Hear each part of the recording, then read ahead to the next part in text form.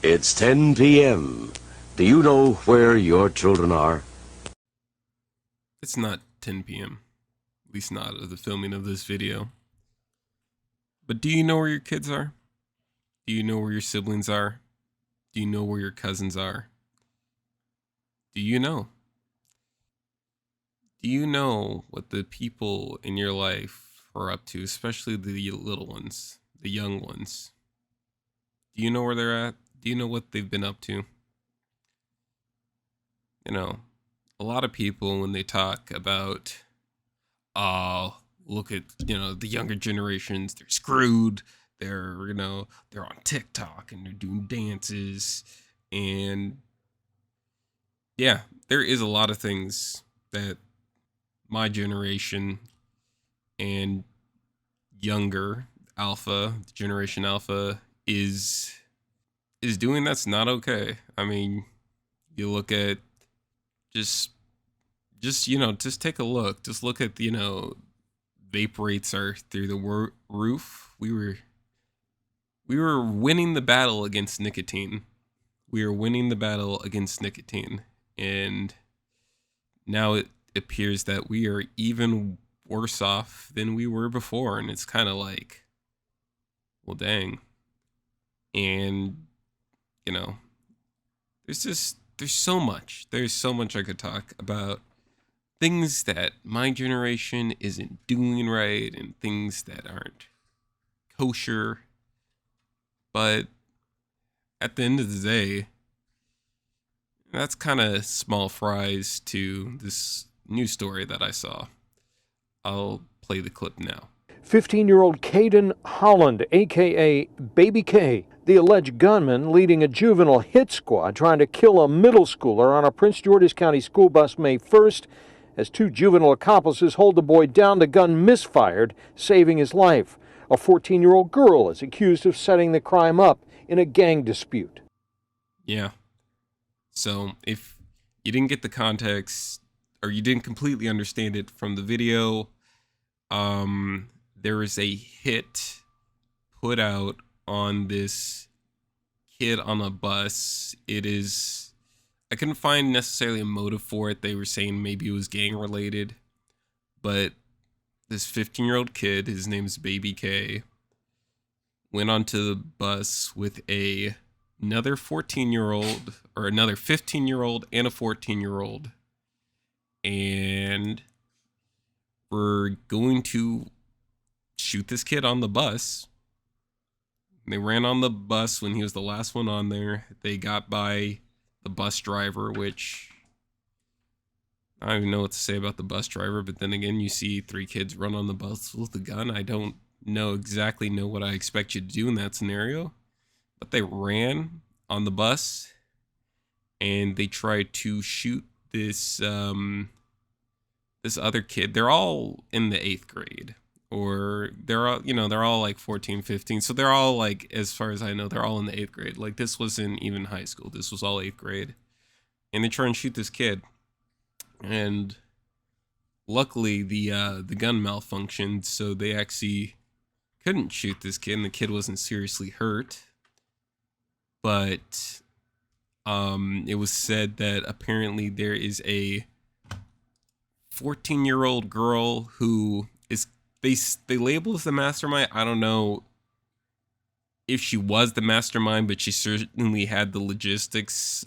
It's reported that she like texted the three boys who rushed the bus, letting them know when the kid was all alone by himself, which I don't even know how you do that unless you're talking to the kid or watching the I don't know how they prepared it, but she let the boys know that this kid was all alone, and they ran up on the bus and they tried to ice him, and they failed, luckily. And they all fled, obviously. The other two boys, the 14 and 15-year-old, they got swooped up pretty easily. A girl also got swooped up. But the kind of leader of the pack, the kid who actually had the gun and was going to pull the trigger on this kid. Baby K went on the run and was caught a few weeks later. However, during this time, he is now apparently the primary suspect in a murder of a 22-year-old. A 22-year-old woman in the DC area. This is all in DC. And it's like, it's crazy. It's crazy. Like, these kids are all in middle school. Like, these are kids. They're all in middle school. And they try to put out this hit reportedly over gang violence. And it's just like, my question is, where are the parents? Where's their family? The news report even said it so. It's like, who is holding these kids accountable? Who is? Who's holding these kids accountable? It's nothing new. This isn't a new story. This isn't the first time we've heard of child killers. In fact, a couple years ago in Modesto, California, in their airport district, which is it's a lower income neighborhood.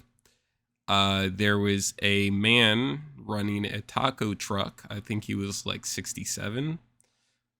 And he was just minding his business, running his taco truck.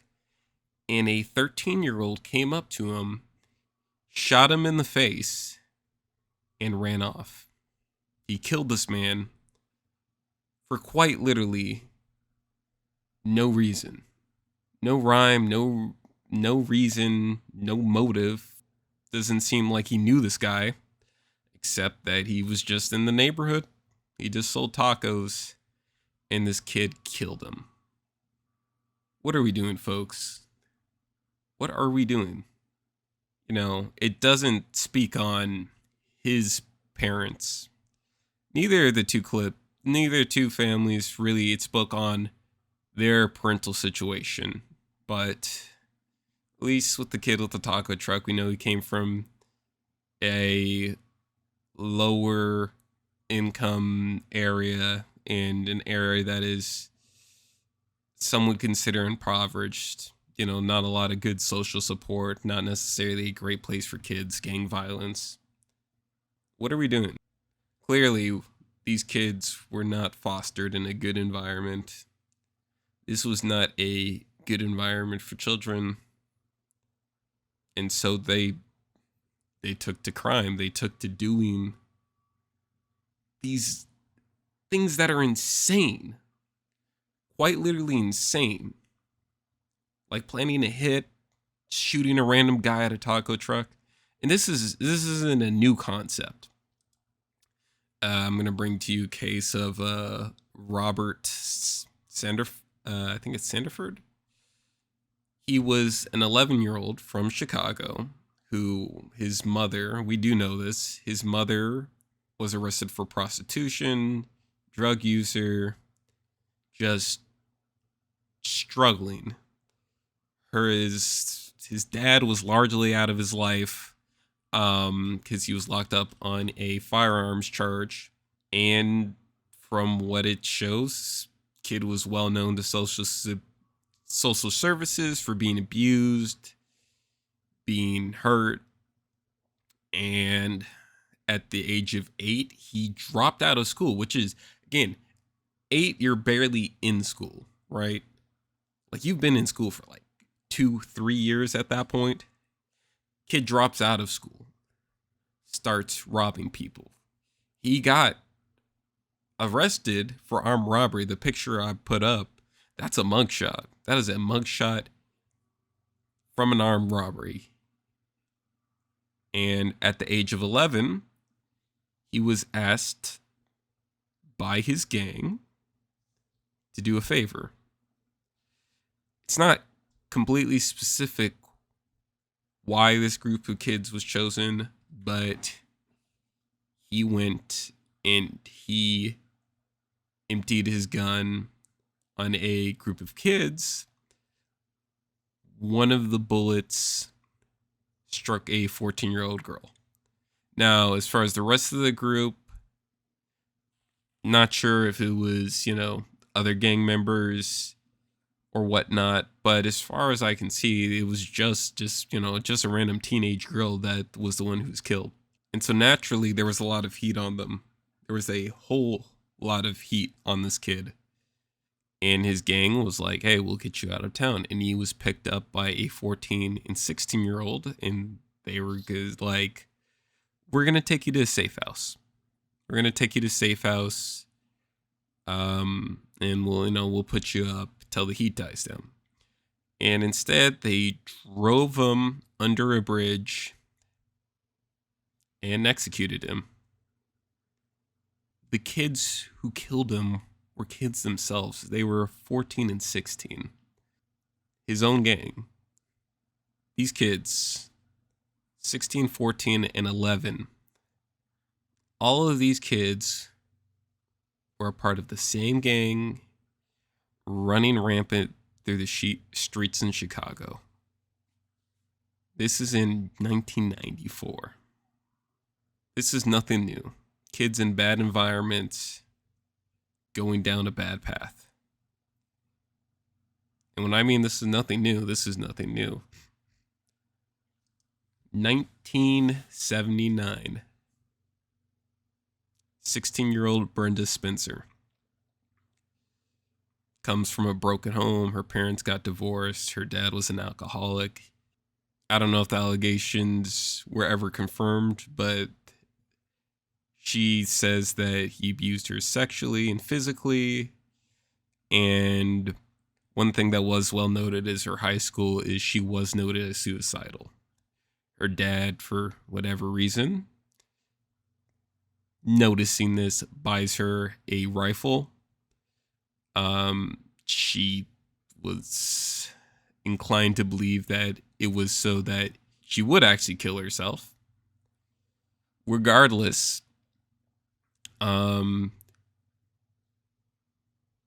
instead of using the rifle to take her own life, one day she pointed it out of her window and shot at the local elementary school that was just across her street. She killed 2 adults and I think wounded 7 kids. And it's terrible. It's terrible. I recognize that not all of you watching this video have kids. But I bet you have siblings, cousins. They're, you know of people with children. There are children in your life. And all I have to say is kids, they're squishy. They're fragile. They're absorbent. They absorb the things around them, whether that's from their parents, their family, their community. They absorb all that. And, a lot of times they end up being products in their environment. And that's not to say that you don't every once in a while find some strong-willed kids who will push past it, push past all the nonsense, and they break the cycle and they get out of there. They get out of that bad space and they don't repeat everyone else's mistakes. But there are a lot of kids who do. There are a lot of kids in bad environments. The good news is for the majority of kids, they are on a good path. They are doing good things. Occasionally they mess up, they do things, but, they're not irredeemable. They're not lost. They haven't lost that innocence quite yet. Vaping and, suggestive dances is one thing, but this is simply a level that luckily not a lot of kids do make. But they could they could, and that's an unfortunate reality. Is like I said, kids are squishy, but this is why I make this video. Encourage you to be a positive light in a child's life. Whether it's your own children, your siblings, cousins, nephews, nieces, some kids are just on your street. Some kids in your community. Volunteer, spend time in a community center. Help out with community members. Maybe pick up a game of basketball with some local kids. Maybe just say hi, maybe wave, maybe just smile. You never know what a kid's going through. And just being a positive impact, just being that positive light in a child's life can make a difference, even if it's a small thing. Because again, you never know what a kid's going through. And, maybe your moment of positivity changes the way this child views their life. Maybe it doesn't. But hey, it never hurts to be nice to people. It never hurts to just take a little bit of your time, take a little bit of effort, and just make it a positive. Do something nice. They're your fellow people. We all contribute to the world we live in. So think about that. I'm gonna close this out with a video that I found. It's an old PSA talking about hugging your kid. Just giving your kid a hug. Just letting them know that they're loved and they're cherished and they're appreciated. The way kids should be. This has been Arctic. Good night. Have you hugged your kid today? Did you send him on his way? With love, love, love, love, love.